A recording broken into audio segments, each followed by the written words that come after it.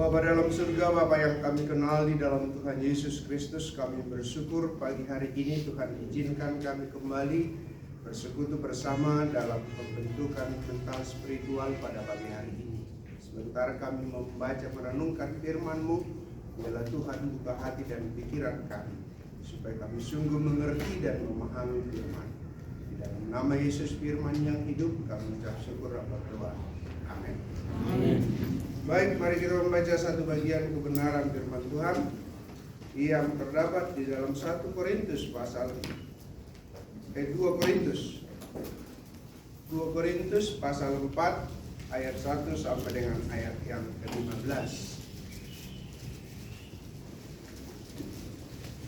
2 Korintus pasal 4 ayat 1 sampai dengan ayat yang ke-15.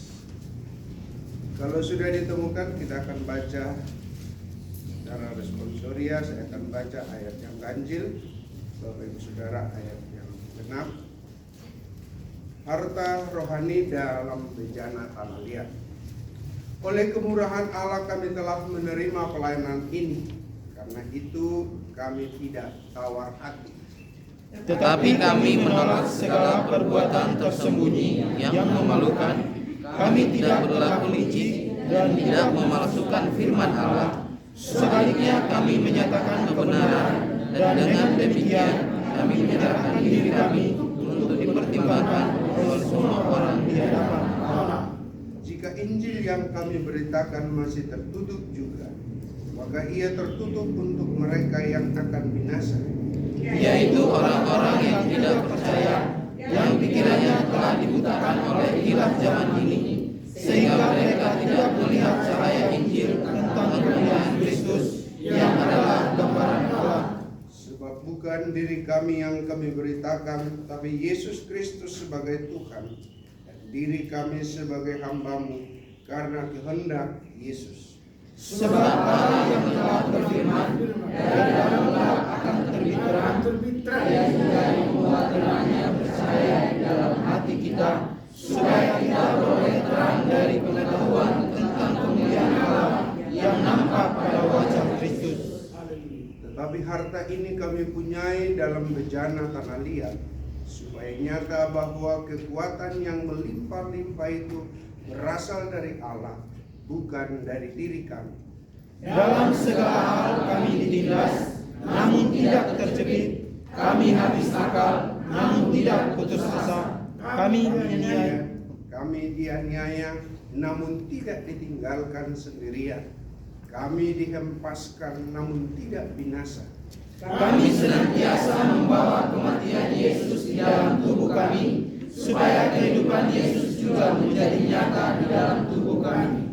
Sebab kami yang masih hidup ini terus-menerus diserahkan kepada maut karena Yesus, supaya juga hidup Yesus menjadi nyata dalam tubuh kami yang panah ini. Maka demikianlah maut Dia di dalam diri kami, dan hidup Dia di dalam kami. Sebab ayat 13. namun karena kami memiliki roh iman yang sama seperti ada tertulis, aku percaya sebab itu kami berkata-kata, maka kami juga percaya, dan sebab itu kami juga berkata-kata. Karena kami tahu bahwa Ia yang telah membangkitkan Tuhan Yesus akan membangkitkan kami juga bersama-sama dengan Yesus, dan Ia akan menghadapkan kami bersama-sama dengan kamu kepada diri-Nya. Kita baca bersama-sama. Sebab semuanya itu terjadi oleh karena kamu, supaya kasih karunia yang semakin besar berhubung dengan semakin banyaknya orang yang menjadi percaya, menyebabkan semakin melimpahnya kuasa surga bagi kemuliaan Allah. Amin. Sedemikian jauh pembacaan firman Tuhan untuk kita pagi hari ini. Saya kasih tema kecil bagi kita adalah kuasa Allah dalam kelemahan. Kuasa Allah dalam kelemahan. Kalau ditanya kira-kira ada enggak di antara kita yang tidak punya kelemahan? Ada? Saya kira tidak ada. Pasti ada kelemahan kan? Tapi jangan hanya melihat sisi kelemahan, tapi pasti ada kekuatan. Betul? Itu berarti manusia tidak ada yang sempurna. Tidak ada yang sempurna. Artinya semua orang pasti punya kelemahan, baik yang terlihat oleh orang lain maupun yang tidak terlihat.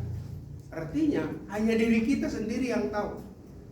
Maka saudara, ada banyak orang sebenarnya dia punya sikap dan tingkah laku yang aneh-aneh, sebenarnya untuk menutupi kelemahannya.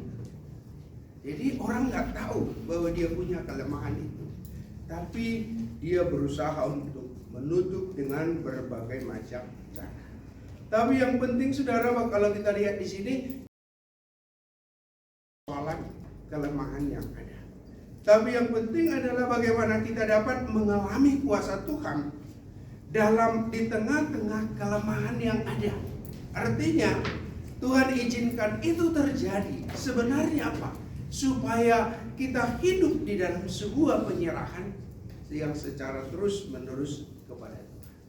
Artinya Paulus pernah berdoa begini, supaya Tuhan ambil duri dalam dagingnya. Tapi Tuhan katakan apa? Justru dalam kelemahanmu kuasaku semakin nyata.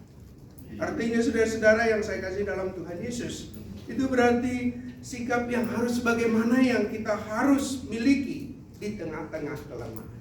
Artinya tadi kita sudah sepakat bahwa setiap orang punya kelemahan. Tidak ada manusia yang sempurna. Tapi di tengah-tengah kelemahan yang ada, tentu ada apa?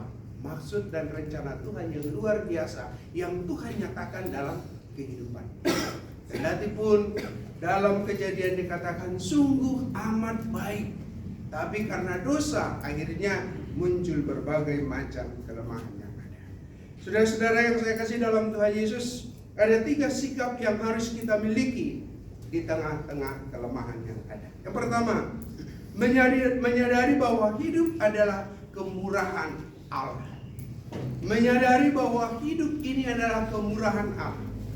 Saya kira dengan peristiwa COVID beberapa tahun yang lalu kita bisa simpulkan, kita ada sampai saat ini bukan karena kekuatan kita, bukan karena kebolehan kita, tapi semata-mata karena anugerah Tuhan. Coba lihat, ada banyak orang yang kaya, ada banyak orang yang luar biasa, tapi dia lewat juga. Ada dulu waktu saya pelayanan di gereja Kemainjil di Bekasi, ada suami istri itu lewat dua-duanya. Saudara tahu 3 anaknya dokter. Artinya mati. Ya. Lewat mati kan? Iya, mati dia. Saya pikir lewat kemana-mana. Mati. Iya. Jadi saudara, artinya apa? Itu berarti tidak ada yang bisa menahan tentang kehidupan yang ada. Dia bisa lewat begitu saja tanpa meninggalkan sesuatu yang kalau kita melihat di sini dia ketidakberdayaan yang ada. Artinya saudara bahwa hidup adalah anugerah.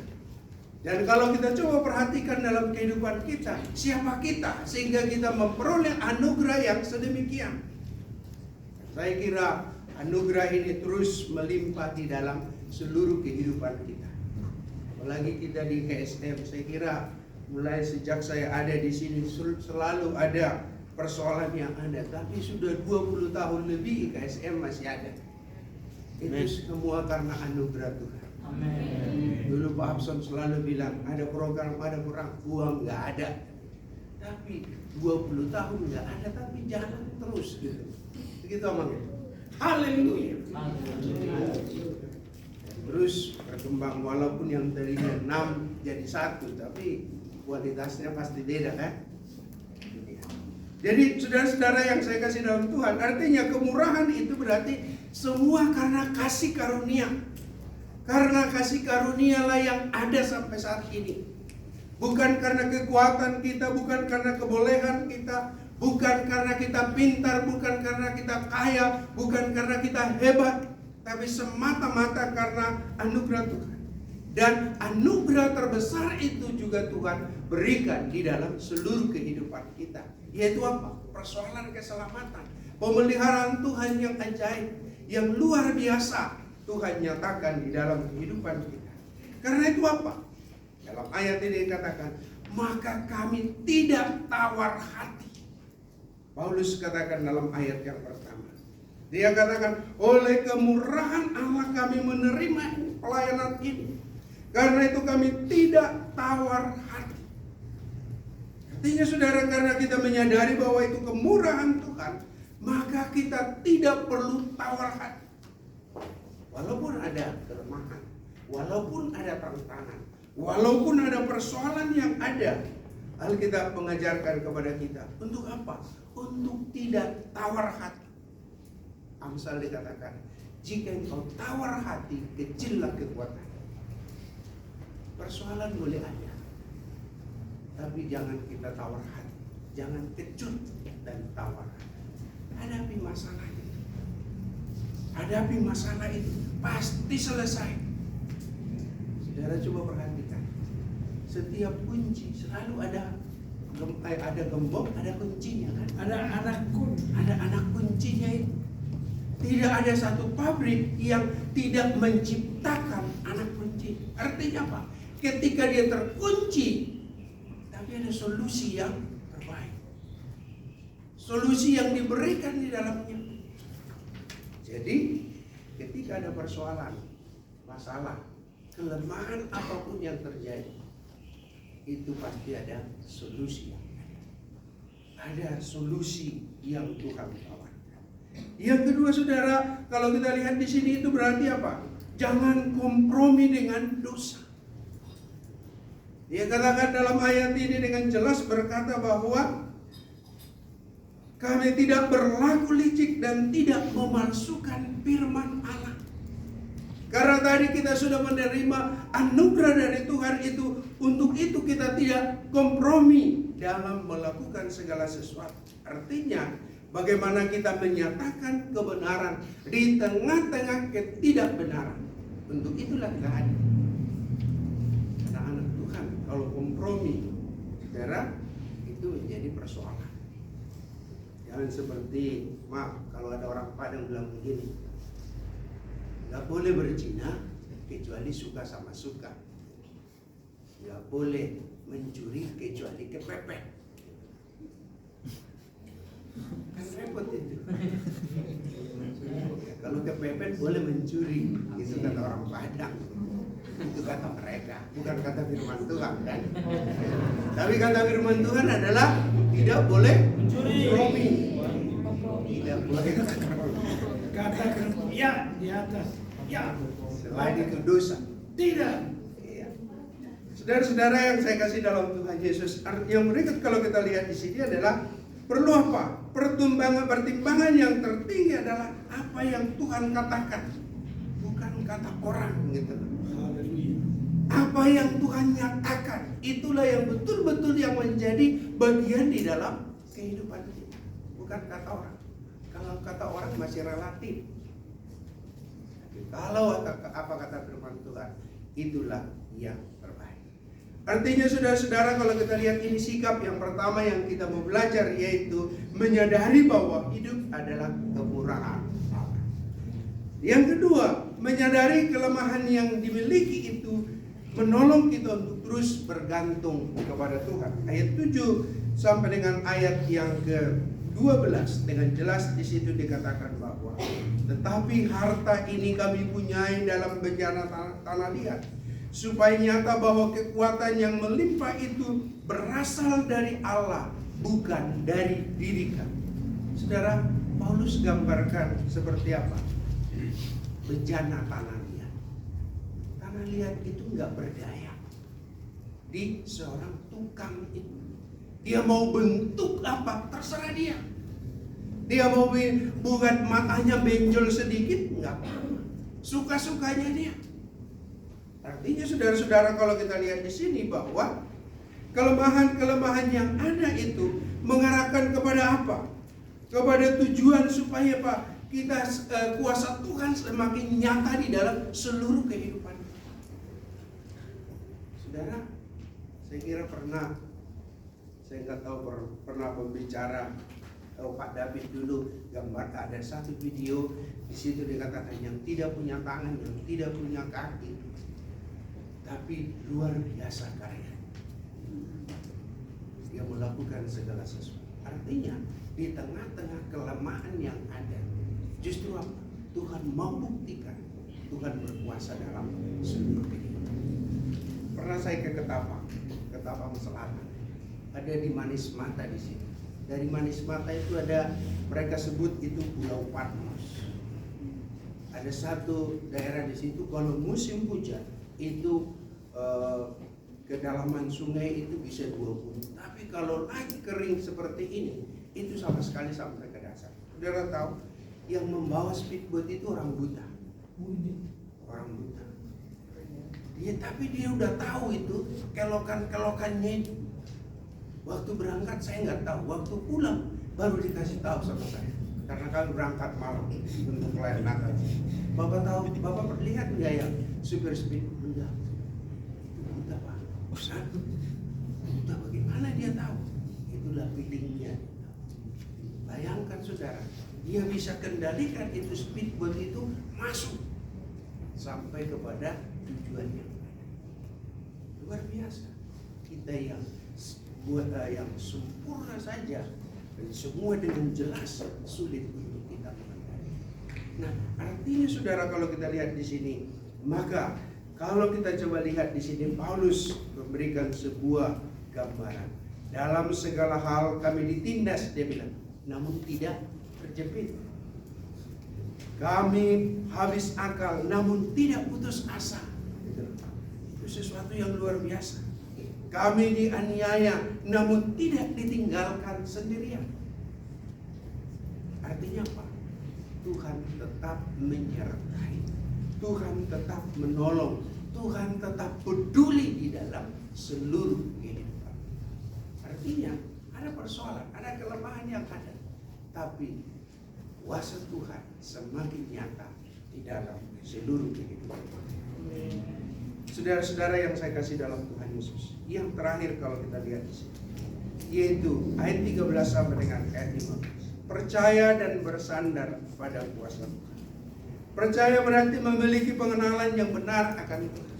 Saudara, artinya kalau kita lihat dalam ayat-ayat yang ada, ayat 12 dikatakan, maka demikianlah maut giat dalam diri kami dan hidup giat di dalam kami. Namun karena kami memiliki roh iman yang sama seperti ada tertulis, aku percaya, sebab itu aku berkata-kata, maka kami juga percaya, dan sebab itu juga kami berkata-kata.